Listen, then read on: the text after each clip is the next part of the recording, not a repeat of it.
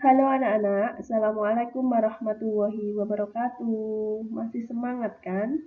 Hari ini kita akan belajar mengenai hubungan gaya dan gerak. Tetapi sebelumnya kalian juga telah mempelajari mengenai macam-macam gaya. Di sini kita akan belajar mengenai beberapa kegiatan yang berhubungan dengan gaya dan gerak. Namun sebelumnya kalian telah mempelajari tentang macam-macam gaya dan contoh-contohnya yang dapat kita jumpai dalam kehidupan sehari-hari. Yang pertama yaitu bermain ketapel. Apakah kalian pernah bermain ketapel?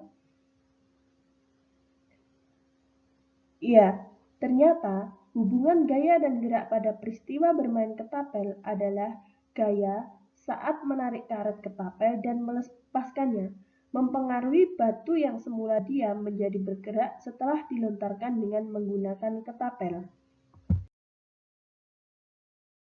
Kegiatan kedua yaitu menimba air di sumur.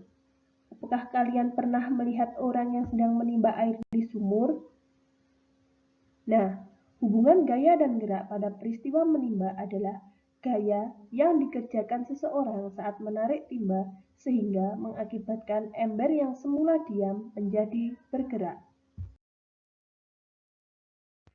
Kegiatan ketiga yaitu pengrajin gerabah. Apakah di lingkungan atau di sekitar tempat tinggal kalian ada pengrajin gerabah? Hubungan gaya dan gerak pada pembuatan gerabah adalah gaya yang dilakukan pengrajin saat membentuk tanah liat dapat mengubah bentuk tanah liat menjadi berbagai bentuk gerabah.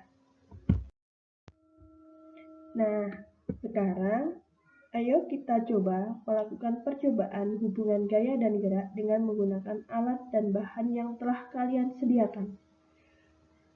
Yang sebelumnya kalian juga sudah pernah membuktikan bahwasanya gaya mempengaruhi bentuk benda dengan melakukan percobaan membentuk plastisin. Sekarang kita akan mencoba untuk menjadi pengrajin gerabah. Mari kita buktikan bahwa gaya mempengaruhi bentuk benda.